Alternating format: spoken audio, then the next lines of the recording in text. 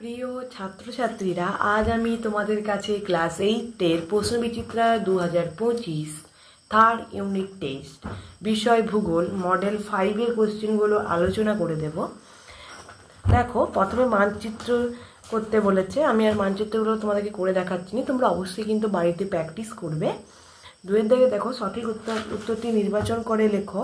একে আছে পৃথিবীর চৌম্বক ক্ষেত্র নামে পরিচিত এ ঊর্ধ্ব গুরুমণ্ডল, বি নিম্ন গুরুমণ্ডল, সি বহিঃকেন্দ্রমণ্ডল, ডি অন্তঃকেন্দ্রমণ্ডল। উত্তর হবে সি বহিঃকেন্দ্রমণ্ডল।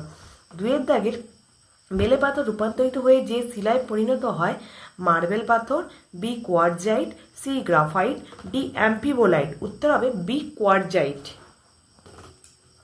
তিনের দাগে দেখো, ম্যাকারেল আকাশ যে মেঘের সৃষ্টি হয় তা হলো এ সিরাস, বি সিরোস্টেটাস, সি সিরোকিউমুলাস, ডি অল্টোস্ট্যাটাস।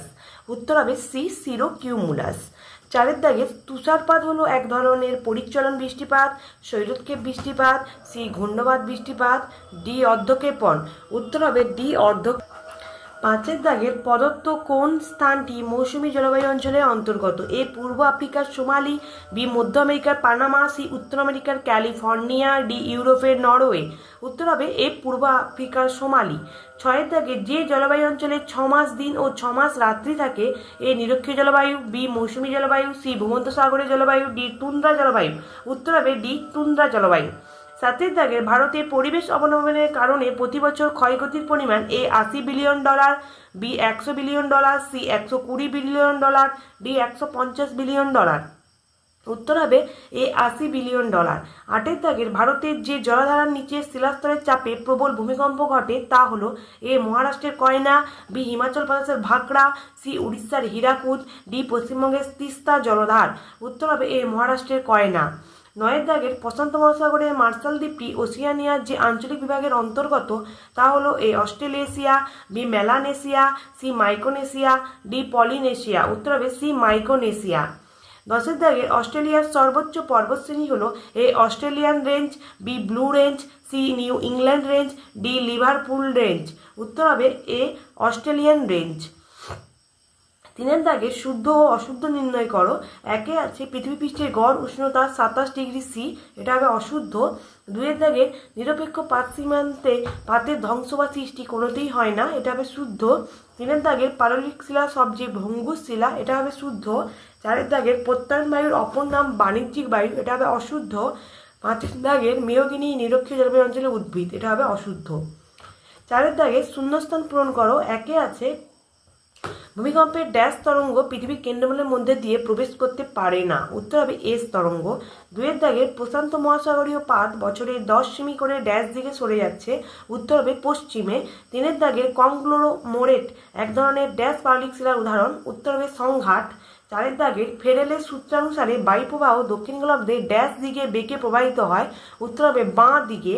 পাঁচের দাগে জলীয় বাষ্পপূর্ণ বায়ু শীতল হলে বায়ুর আপেক্ষিক আর্দ্রতা ড্যাশ যায়। উত্তর হবে বেড়ে যায়। বাম দিক ও ডান দিকের সঙ্গে মিলাতে বলেছে। বাম দিকে আছে একের দাগের ভূত্বকের প্রধান উপাদান, সেটার সঙ্গে মিলবে হচ্ছে অক্সিজেন। দুয়ের দাগের মেঘে ধূলিকণাকে আশ্রয় করে থাকে জলকণা। তিনের দাগে আগ্নেয়গিরি অগ্নুপাতের সময় বের হয় জলীয় বাষ্প। চারের দাগের পাললিক শিলায় খনিজ তেলের উপরে পাওয়া যায় প্রাকৃতিক গ্যাস। ছয়ের দাগে দু এক কথায় উত্তর দাও। একে আছে পাঁচ সংস্থান তত্ত্বের জনক কাকে বলা হয়? উত্তর হবে লা পিচো। দুয়ে আছে ITCZ এ কোন দুটি বায়ু মিলিত হয়?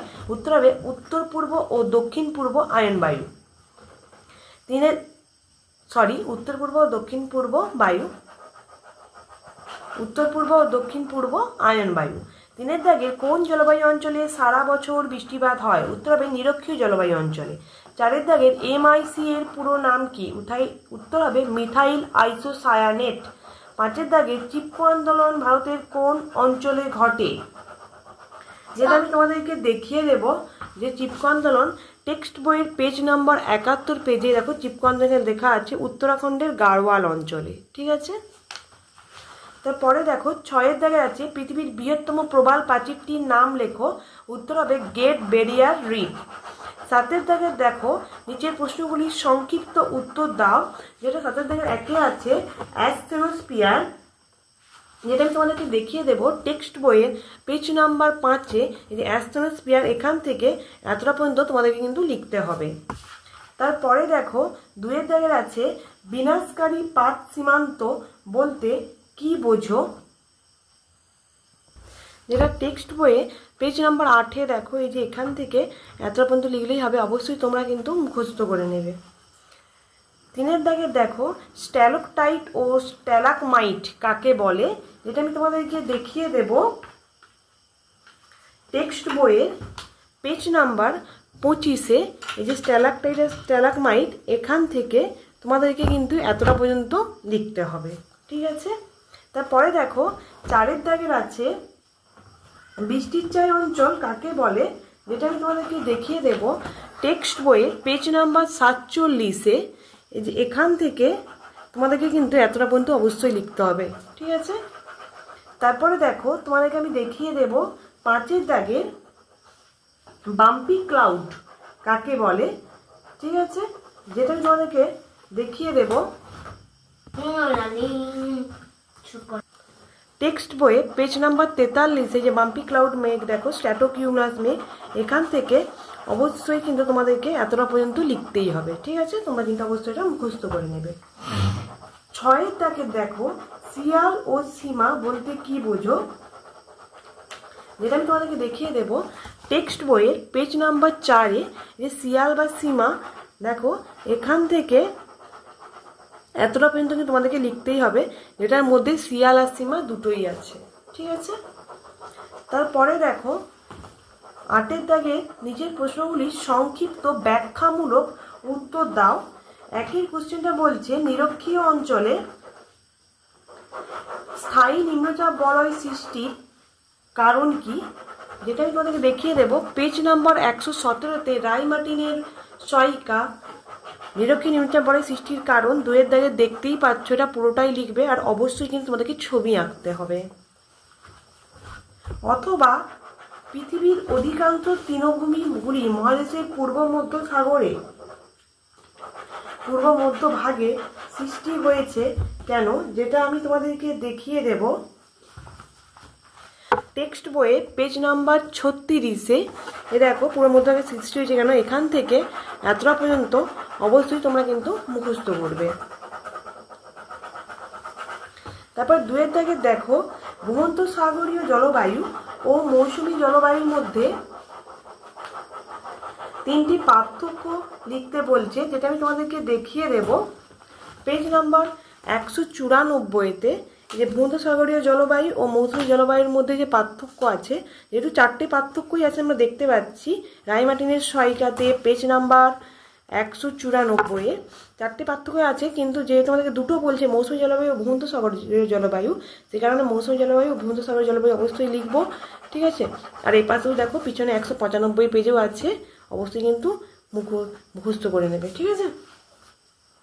তারপরে দেখো 3-এর দাগের আছে পরিবেশ দূষণ ও পরিবেশ অবনমন কি এক, যেটা আমি তোমাদেরকে এর সপক্ষে যুক্তি দাও, যেটা আমি তোমাদেরকে দেখিয়ে দেব পেজ নাম্বার 227-এ এই যে পরিবেশের অবনমন আর পরিবেশের দূষণ কি এক, ঠিক আছে, শুধু এটা লিখলেই হবে, ঠিক আছে, পেজ নাম্বার 227-এ রাই মার্টিনের সহায়িকাতে। তারপরে দেখো 4-এর দাগের আছে অস্ট্রেলিয়ার কারপেন্টারিয়া নিম্ন সমভূমিতে আর্টেজিও কূপ গড়ে উঠেছে কেন, যেটা আমি তোমাদেরকে দেখিয়ে দেব পেজ নাম্বার 367 রাই মার্টিনের সহায়িকাতে অস্ট্রেলিয়ার মধ্যভাগ সমিতি আর্টেজিও কূপ গড়ে উঠেছে কেন, অবশ্যই এখান থেকে এতটা পর্যন্ত লিখলেই হবে, ঠিক আছে। তারপরে দেখো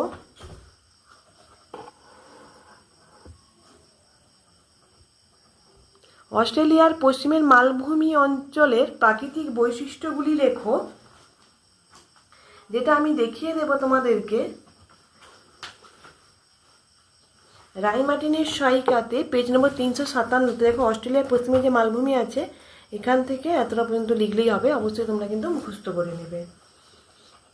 তারপরে দেখো 9-এর দাগের বলছে নিম্নলিখিত প্রশ্নগুলির উত্তর দাও।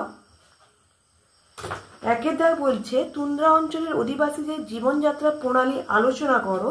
এটা আমি তোমাদেরকে দেখিয়ে দেবো রায়মার্টিনের সহায়িকাতে পেজ নম্বর 187-তে। দেখো তুন্দ্রা অঞ্চলের অধিবাসীদের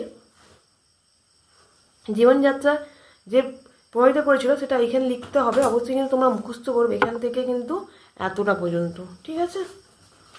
তারপরে দেখো অথবা দিয়ে আছে নিরক্ষীয় অঞ্চলের অধিবাসী ও তাদের জীবনযাত্রা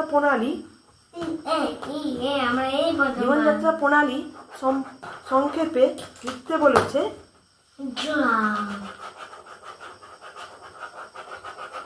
যেটা আমি তোমাদেরকে দেখিয়ে দেবো টেক্সট বইয়ে নয়, ভুল হয়ে গেছে।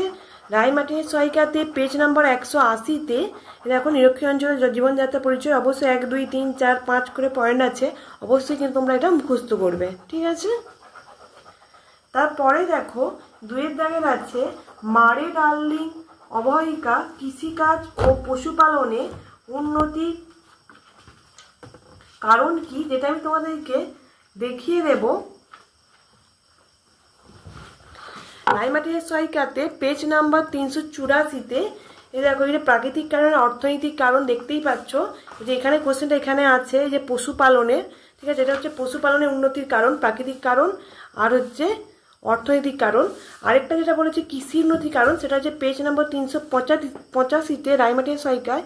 দেখতেই পাচ্ছ কৃষি উন্নতির কারণ, ঠিক আছে। এখানে অনেকগুলোই পয়েন্ট আছে, 6টার মতো প্রায় পয়েন্ট আছে, তোমরা কিন্তু অবশ্যই মুখস্থ করে নেবে, ঠিক আছে। তারপরে দেখো 3-এর দাগের বলেছে পরিবেশ অবনমনে আধুনিক কৃষি পদ্ধতি ও নগরায়নের প্রভাব আলোচনা করো। যেটা আমি টেক্সট বই থেকে তোমাদেরকে দেখিয়ে দেবো। টেক্সট বইয়ের পেজ নাম্বার 68-তে দেখতেই পাচ্ছ আধুনিক কৃষি পদ্ধতির উদ্দেশ্য আর প্রভাব আর নগরায়নের উদ্দেশ্য প্রভাব, অবশ্যই তোমরা কিন্তু মুখস্থ করে নেবে। আরেকটা দেখতেই পাচ্ছ অথবা দিয়ে আরেকটাও কোশ্চেন আছে পরিবেশ অবনমনের নিয়ন্ত্রণের উপায়গুলি লেখো। যেটা আমি তোমাদেরকে দেখিয়ে দেবো রায়মার্টিনের সহায়িকাতে পেজ নম্বর 217-তে পরিবেশ অবনমনের নিয়ন্ত্রণের উপায়। দেখতেই পাচ্ছ এখানে অনেকগুলো পয়েন্ট আছে, অবশ্যই কিন্তু তোমরা মুখস্থ করে নেবে। তোমাদের যদি আমার এই ভিডিওটা ভালো লেগে থাকে অবশ্যই লাইক কমেন্ট আর বেশি বেশি করে শেয়ার করে দেবে, যাতে অন্য বন্ধুদের কাছেও যাতে অন্য বন্ধুরাও দেখতে সুবিধা হয়। আর অবশ্যই আমার ভিডিওগুলো আগে পাওয়ার জন্য অবশ্যই একটা সাবস্ক্রাইব করে রাখবে। ধন্যবাদ।